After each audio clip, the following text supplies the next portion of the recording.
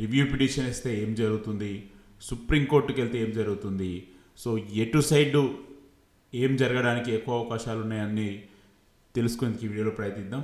So ఈ యొక్క వీడియోలో ఇంటర్వ్యూ పూర్తిగా గతంలో టీజీపీఎస్సీ మెంబర్ అయినటువంటి వారి యొక్క ఆలోచనలని పూర్తిగా ఇక్కడ వ్యక్తపరచడం జరిగింది. సో నెక్స్ట్ ఏం జరగచ్చు అన్నది వారి యొక్క మాటల్లో మనం ఇప్పుడు చూడబోతున్నాం. సో డైరెక్ట్ టాపిక్లోకి వెళ్దాం. బ్యానర్ హెడ్డింగ్: అభ్యర్థుల జీవితాలతో ఆటలొద్దు, టీజీపీఎస్సీ విశ్వసనీయతని కాపాడండి, సింగిల్ బెంచ్ తీర్పుని అమలు చేయాలి, డివిజన్ బెంచ్ సుప్రీంకోర్టుకి వెళ్ళొద్దు, టీజీపీఎస్సీ మాజీ సభ్యుడు విఠల్ సూచన. సో టాపిక్లోకి వెళ్తే,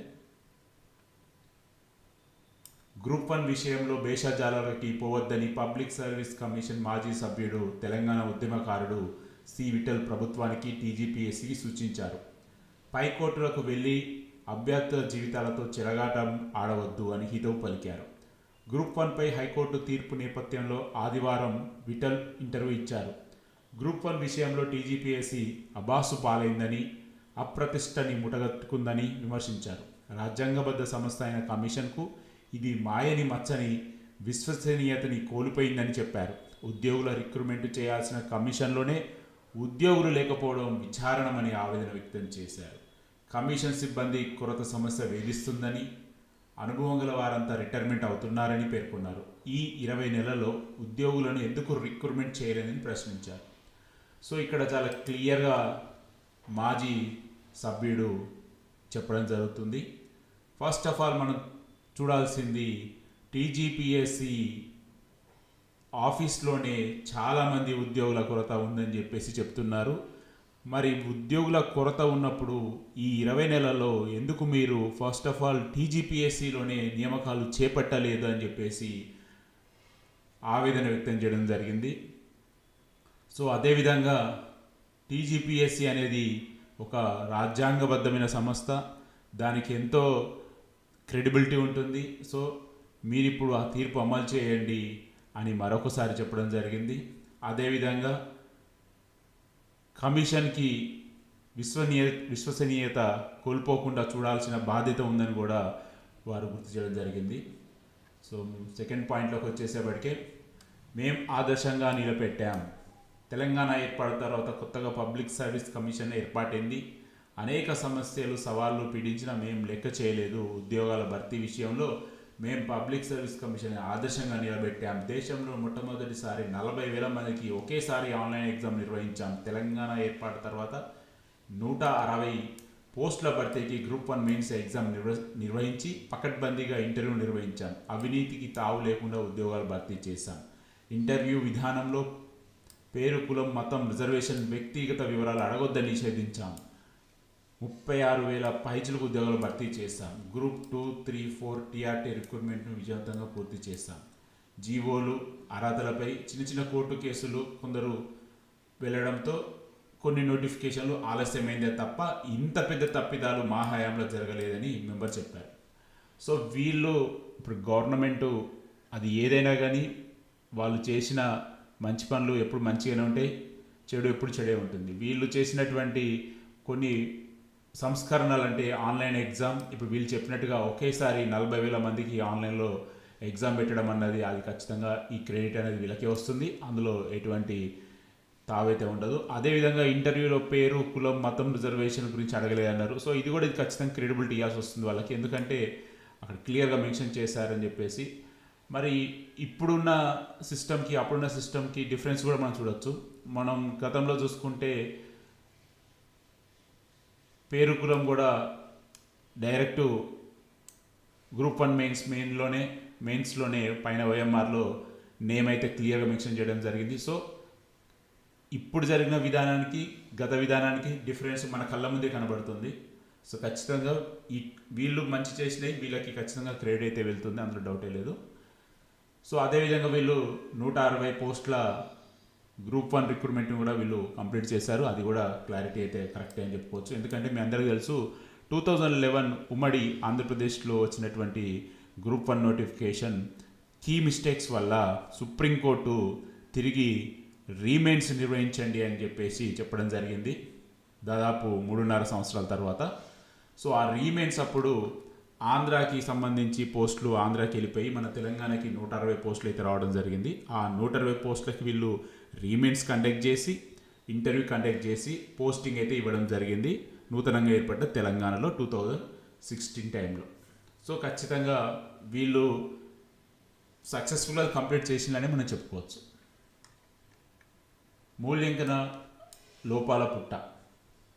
గ్రూప్ 1 మూల్యాంకనలో రూల్స్ నిబంధనలు సుప్రీంకోర్టు తీర్పులున్నాయి, కానీ ఈ నిబంధనలను పట్టించుకోలేదు. దీంతో అనేక తప్పులు జరిగాయి. మోడరేషన్ మెథడ్ను అనుసరించలేదు. సీనియర్ మోస్ట్ ప్రొఫెసర్ల చేత మూల్యాంకనం చేయాల్సి ఉండే, కానీ కాంట్రాక్ట్ తాత్కాలిక సిబ్బంది ప్రైవేట్ లెక్చరర్లతో మూల్యాంకనం చేయించినట్లు అభ్యర్థులు ఆరోపిస్తున్నారు. ఫలితాలు త్వరగా ఇవ్వాలన్న ఆతృతతో మెయిన్స్ పరీక్షలు ముగిసిన 3వ రోజు నుంచే మూల్యాంకనం ప్రారంభించారని, త్వరగా మూల్యాంకనం పూర్తి చేయాలన్న ఒత్తిడిలో తెచ్చారని నిరుద్యోగులు అంటున్నారు. రోజుకి 20 పేపర్లు దిద్దాల్సి ఉండగా రోజుకి 80 నుంచి 100 పేపర్లు దిద్దించాలని చెప్తున్నారు. మోడరేషన్ని అనుసరించలేదని హైకోర్టు కూడా చెప్పింది. సో మూల్యాంకనంలో లోపాల పుట్ట అని చెప్పేసి మాజీ మెంబర్ కూడా చెప్తున్నాడు. అందుకు బెస్ట్ ఎగ్జాంపుల్ రోజుకి 20 పేపర్లే దిద్దాలని, కానీ వీళ్ళు గడిచిన రిజల్ట్స్ ఇచ్చిన సమయంలో దాదాపు ఒక వ్యక్తి రోజుకి 20 కాకుండా 80 నుంచి 100 దిద్దించినారని కూడా చాలామంది చెప్తున్నారు. సో మరొక ఇంట్రెస్టింగ్ పాయింట్ ఏంటంటే, జనరల్గా పేపర్లని వాల్యుయేషన్ మూల్యాంకన చేయాల్సింది senior professors, most senior professors లేదా ఆల్రెడీ యూపీఎస్ పేపర్లు దిద్దిన వాళ్ళు మాత్రమే చేయాలి. కానీ విచిత్రంగా కాంట్రాక్టు లెక్చరర్లు, తాత్కాలిక సిబ్బంది, ప్రైవేట్ లెక్చరర్లు, డిగ్రీ లెక్చరర్లతోటి చేయించినట్లుగా ఆరోపణలు అయితే వస్తున్నాయని చెప్పేసి కూడా మెంబర్ ఆవేదన వ్యక్తం చేశారు. సో ఇక్కడ మూల్యాంకనలో చాలామందికి చాలా అనుమానాలు అయితే ఉన్నాయి. కోర్టు కూడా దాన్ని ధృవీకరించింది. సో ఫస్ట్ రాంగ్ స్టెప్ అనేది మూల్యాంకన అని చాలామంది అనుకుంటున్నారు, మరి చూడాలి. సో మరొక పాయింట్, ఇది చాలా ఇంట్రెస్టింగ్ పాయింట్, చాలామందికి ఉన్న డౌట్లన్నీ ఇక్కడ మనం క్లియర్ కావచ్చు అని అనుకుంటున్నాం. పై కోర్టులకు వెళ్తే నష్టమే. గ్రూప్ 1 విషయంలో టీజీపీఎస్సీ ప్రభుత్వం బేజశాలకి పోకూడదని విఠల్ పేర్కొన్నారు. తప్పిదాలను గ్రహించి నష్ట నివారణ చర్యలు చేపట్టాలి తప్ప పైకోర్టుకు వెళ్తే మరింత నష్టం జరిగే అవకాశాలున్నాయని తెలిపారు. గ్రూప్ 1లో పారదర్శకత లోపించిందని సింగిల్ బెంచ్ తీర్పునిచ్చింది. టీజీపీఎస్సీ అసమర్థతను తప్పుబట్టింది. సింగిల్ బెంచ్ తీర్పుని పైకోర్టులు కొట్టివేస్తాయని అనుకోవడం లేదు. ఈ విపత్కర పరిస్థితుల్లో అప్పీల్కి వెళ్ళినా సుప్రీంకోర్టుకు వెళ్ళినా ఉపశమనం దొరకడం కష్టమే. సుప్రీంకోర్టుకు వెళ్ళి 7-6 నెలలు పట్టవచ్చు. కోర్టులకు వెళ్ళడం కన్నా రీడ్ నోటిఫికేషన్ జారీ చేయడమే ఉత్తమం అని వివరించారు. సో మాజీ టీఎస్పీ సభ్యుడు వారి యొక్క మాటల్లో చాలా క్లారిటీ వచ్చింది తెలంగాణ గ్రూప్ 1 2024కి సంబంధించిన జడ్జిమెంట్ మీద. పై కోర్టులకు వెళ్తే నష్టమే అని చెప్పేసి వారు చెప్పడం జరుగుతుంది. అదేవిధంగా సింగిల్ బెంచ్ ఇచ్చిన తీర్పుని పై కోర్టులు కొట్టివేస్తాయని వారు అనుకోవడం లేదని కూడా చెప్పారు. అదేవిధంగా సుప్రీంకోర్టుకి వెళ్ళడం వల్ల, హైకోర్టుకి వెళ్ళడం వల్ల మరొక 6 నెలలు, సంవత్సరం సమయం పట్టవచ్చు అని చెప్పి, వీటన్నిటికంటే కూడా రీనోటిఫికేషనే దీనికి ఉత్తమ మార్గం, సరైన మార్గం అని చెప్పి వారి యొక్క వ్యక్తిగత అభిప్రాయాన్ని అయితే తెలియజేశారు.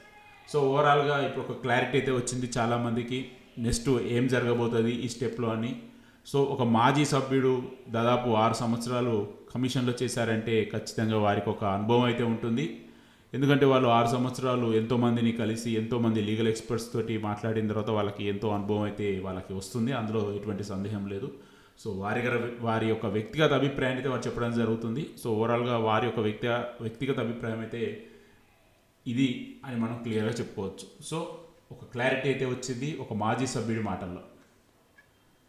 శ్వేతపత్రం విడుదల చేయాలి. ఎన్నికలకు ముందు 2 లక్షల ఉద్యోగాలు ఇస్తామని గవర్నమెంట్ చెప్పింది. సో ఇప్పుడు ఎన్ని ఇచ్చారు, ఇంకా ఎన్ని ఖాళీలు ఉన్నాయి, ఎప్పుడు నోటిఫికేషన్ ఇస్తారు, ఎప్పుడు భర్తీ చేస్తారు అన్న పూర్తి వివరాలతో ఒక శ్వేతపత్రాలు విడుదల చేయాలని కూడా వాళ్ళు డిమాండ్ చేస్తున్నారు. సో చాలా వాల్యుబుల్ ఇన్ఫర్మేషన్ అయితే మాజీ సభ్యుడు ఇవ్వడం జరిగింది. ఇది పూర్తిగా వారి యొక్క వ్యక్తిగత అభిప్రాయం మాత్రమే.